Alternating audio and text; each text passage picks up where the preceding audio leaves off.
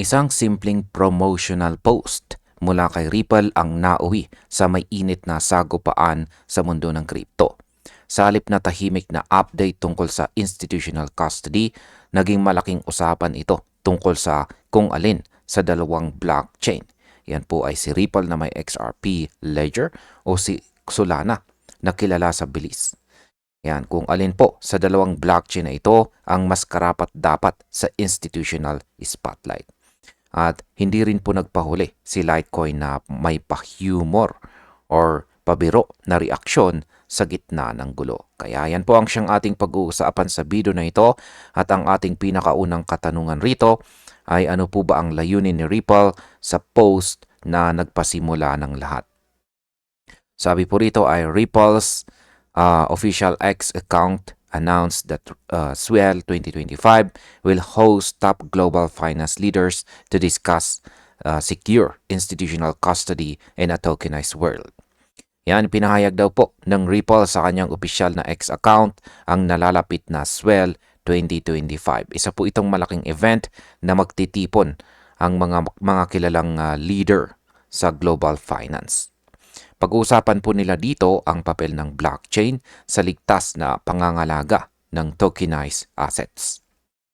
Layunin po ng Ripple na ipakita ang kanyang impluensya sa mga institution at kung paano po niya pinapalawak ang mundo ng tokenization. Sa market impact, ang mga ganitong event ay karaniwang nagpapalakas sa reputasyon ng XRP bilang corporate-friendly blockchain. Kaya inaasahan po na tataas ang interest ng mga institutional investors habang papalapit ang Swell 2025. Ngayon ay bakit po biglang naging mainit na usapan ang post ni Ripple? Sabi rito ay the post was meant to highlight Ripple's growing influence among financial institutions and its role in tokenization. Instead, it became the spark for a public debate about status and institutional relevance in the crypto ecosystem. Ayan po ang post na dapat sana'y tungkol lamang sa achievements ni Ripple ay naging simula ng pagtatalo sa pagitan ng mga crypto communities. Marami pong supporters ang nagkomento na si Ripple daw ang tunay na may institutional credibility. Samantalang iginiit naman ng iba na si Solana ang mas modern at scalable. Sa loob lamang ng ilang oras, naging trending topic po ito sa X. Ang market impact po dito ay ang ganitong online debates ay maaari pong magdulot ng short-term volatility sa parehong si XRP at Solana habang nagiging sentro po sila ng social attention. Paano naman po nagsimula ang sagupaan sa pagitan ni Ripple at saka Solana? Sabi rito, crypto community figure Jackson Knox responded to Ripple's post with his strong admiration for Ripple and XRP.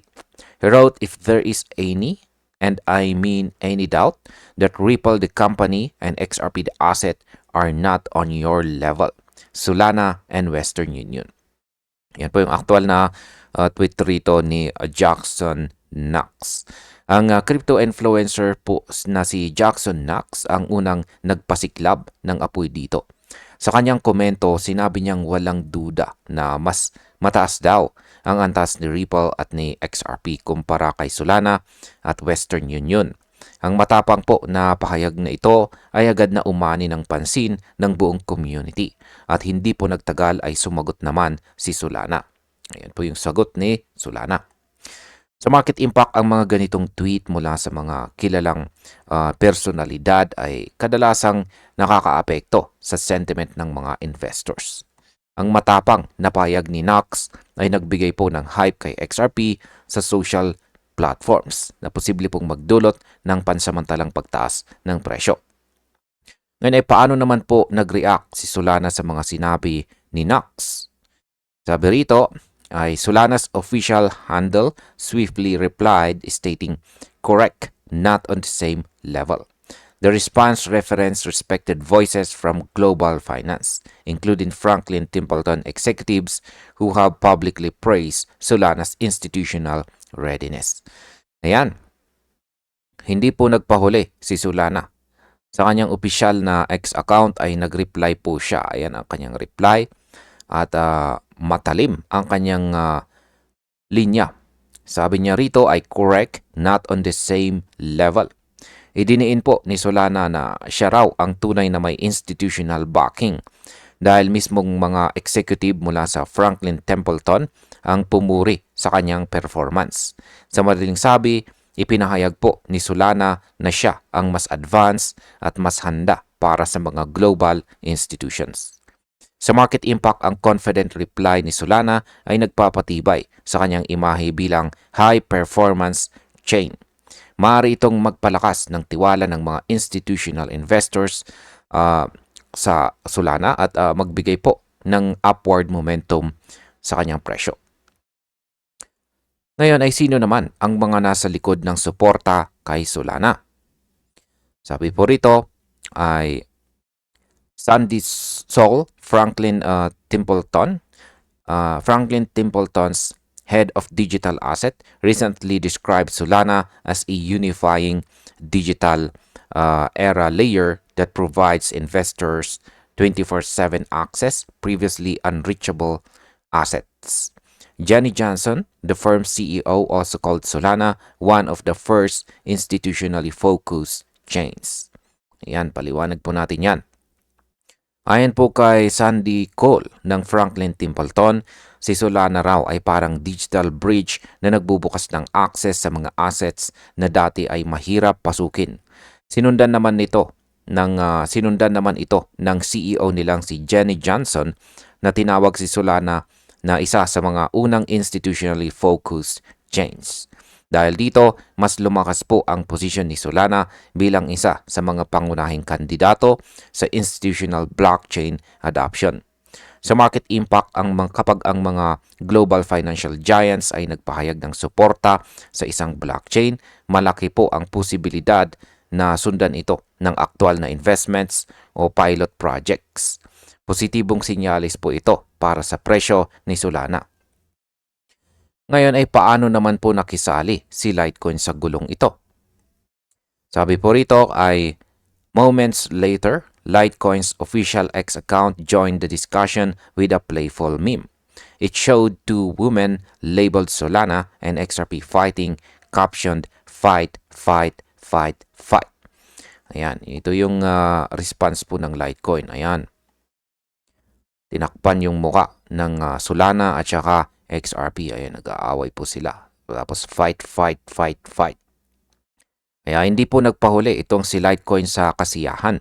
Sa halip na magbigay ng seryosong komento, nag-post po ito ng meme kung saan dalawang babae na nakalabel bilang Solana at XRP ang nag-aaway.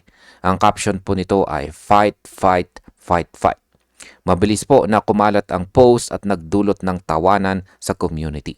Sa isang banda, nakatulong ito para mapanatiling masaya ang usapan.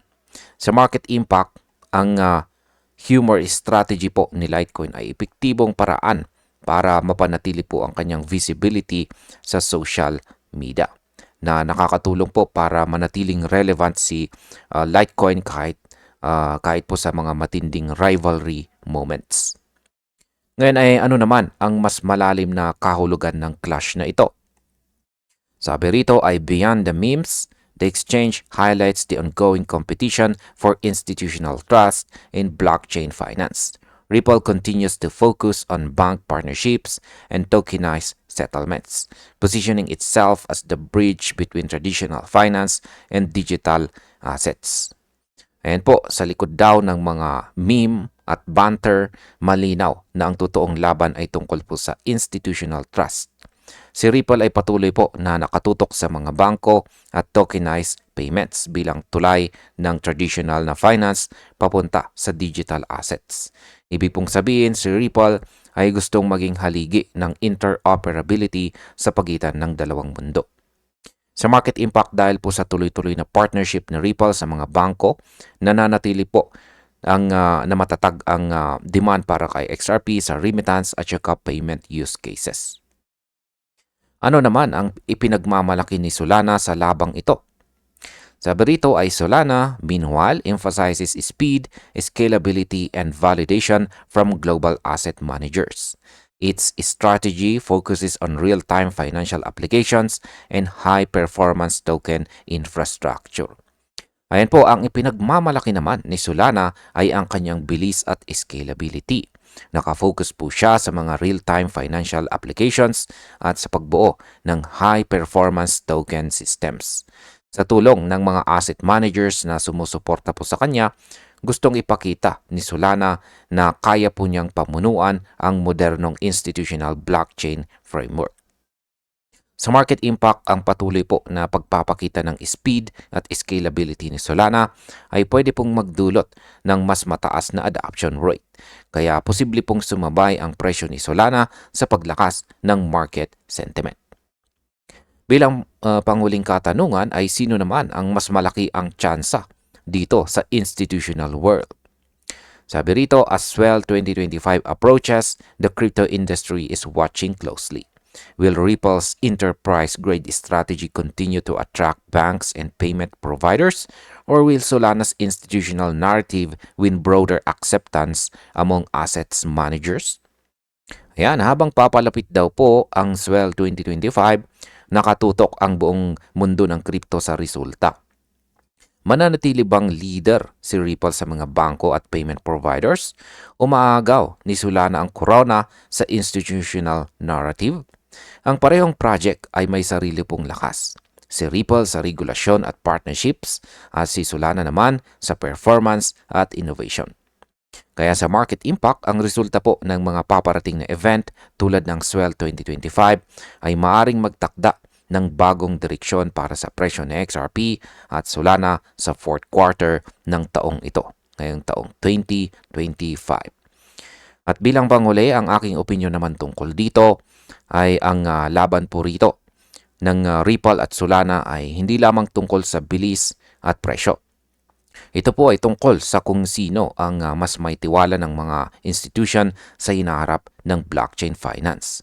Sa kabilang banda, pinapakita rin ni Litecoin na minsan kahit sa gitna ng seryosong kompetisyon, ang humor ay may pwersang magpanatili ng engagement. Para po sa atin bilang mga traders at investors, mahalaga po itong obserbahan dahil dito po natin makikita kung aling blockchain ang tunay na kikilalanin ng global finance, kikilalanin po dito sa mundo ng global finance sa mga susunod na taon. At ayun, hanggang dito na lamang po tayo sa video na ito mga ka-crypto. Maraming salamat sa panonood.